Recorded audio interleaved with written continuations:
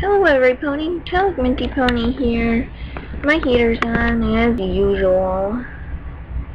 It's being stupid again. But anyway, I'm just going to get right to the story because we had to cut off last time and that did not make me happy. So I'm going to use as much time as we can in this video.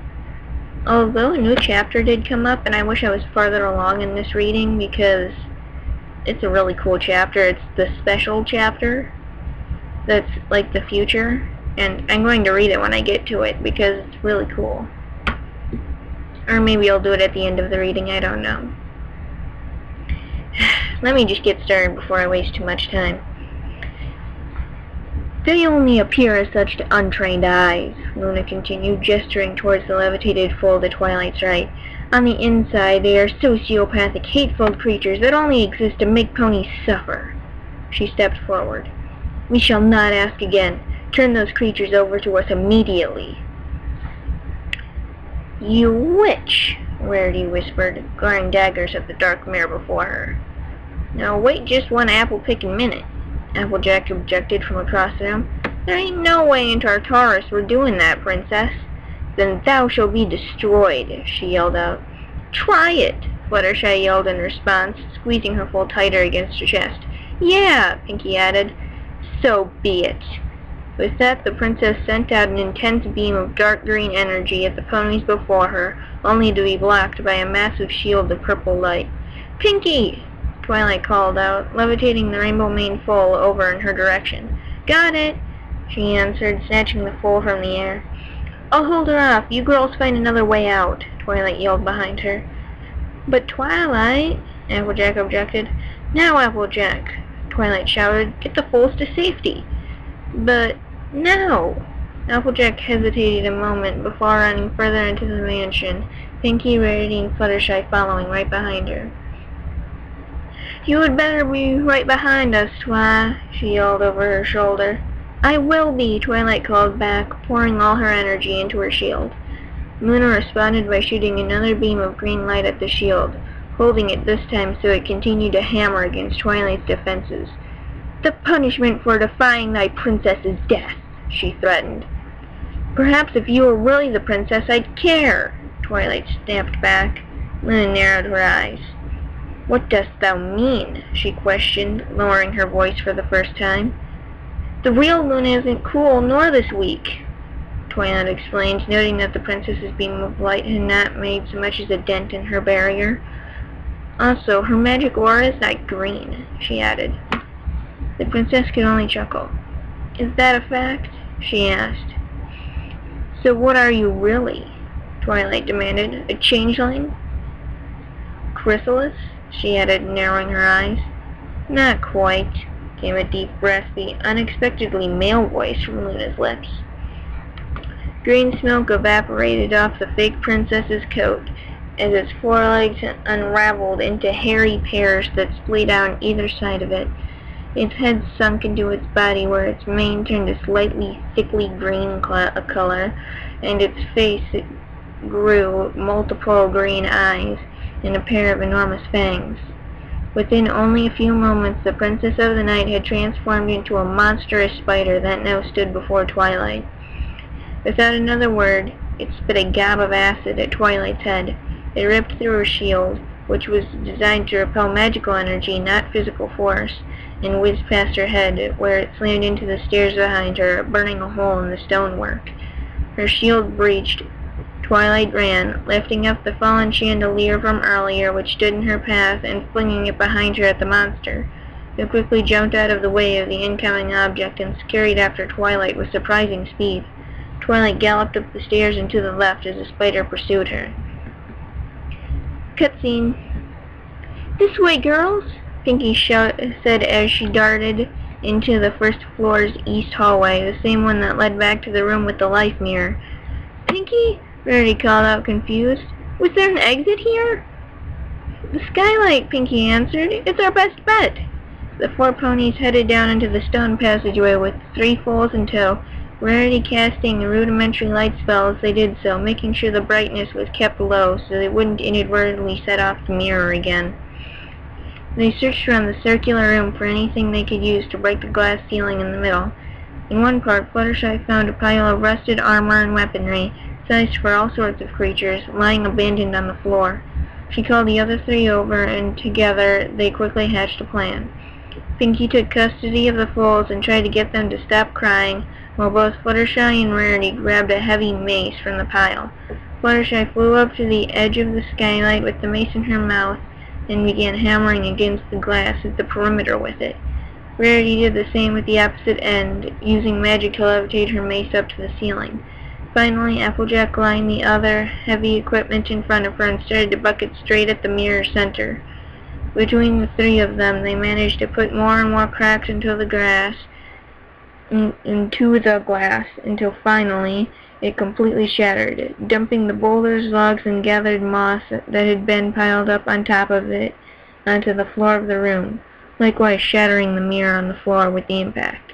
As it broke, the mirror gave off a bright blast of white light that filled the room and shot off into the sky.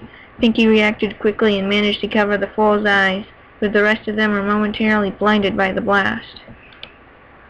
"Whew!" Applejack exclaimed, rubbing her eyes with a hoof.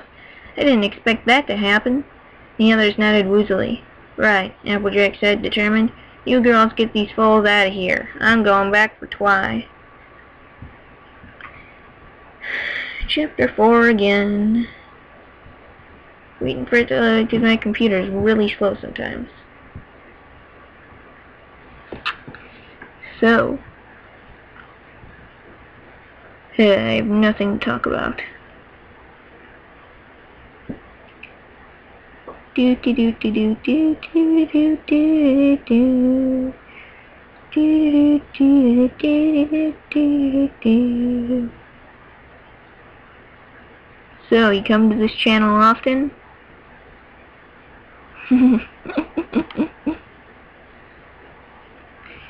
Probably not. Oh, it's finally loaded. Okay. Chapter 4, The Moonlit Path. Above the forest, Princess Luna was looking around, confused. "Perhaps we should have requested Rainbow Dash give us some specific coordinates," she mused, flying overhead in the general direction Rainbow had come from, in search of the mansion she had described. To her right, a beam of light shot up into the sky, with the sound of a blast echoing along with it. Without a moment's thought, she flew towards whence it came. Cutscene. "Come back here, my pretty pony," the spider called after Twilight as she ran through the hallway, flinging anything she could levitate back at the beast. The narrowness of the hallway meant the spider wouldn't be able to dodge. That was the hypothesis, anyway. The major flaw in it lay in the fact that he was vaporizing everything she threw at him with a shot of acid from his maw. Now Twilight was throwing things back at him just to avoid getting spit at herself.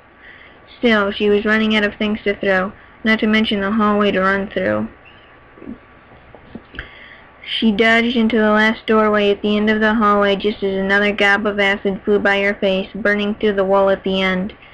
Once inside, she flung everything in the room at the doorway, creating a makeshift barricade, going over to the wall that connected this room to the next. Twilight had noticed a large hole in the wall while exploring in this direction earlier. The plaster had fallen out, leaving only rotten wooden beams behind. She used her magic to push at the wood, trying to snap it so she had space to squeeze through. Meanwhile, the spider was clawing at the barricade with his legs, moving the furniture out of the way piece by piece until he finally had just enough room to stick his head through. There he saw the pony he was chasing, standing defenseless in plain sight. "Got you!" he gleefully called out as he launched another gob of acid at her. Instinctively moving aside at the sound of his voice, the acid flew by her and hit the wooden beams, dissolving them within seconds.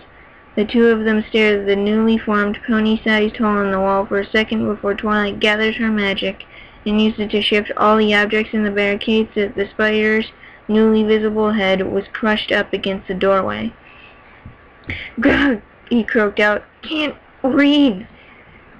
Twilight gingerly stepped through the hole and slowly made her way over to the neighboring room's door, opening it to get back to the hallway. On this side of the barricade, the spider's legs were flailing wildly in an attempt to get his head free. "I'll kill you, pony!" he screeched. "Kill you dead!" Twilight took a moment to catch her breath. She had it trapped for the moment. But no, the problem was that if she ran too far away from the thing she was levitating, they would simply collapse and the spider would be free again. The other option was to incapacitate the spider, but unfortunately a sleep spell was not one of the 25, and counting, tricks she could cast on demand. She would need the spell in front of her. She could simply choke him until he was unconscious, but despite his claim that he couldn't breathe, he was having no trouble spewing insults at her even now.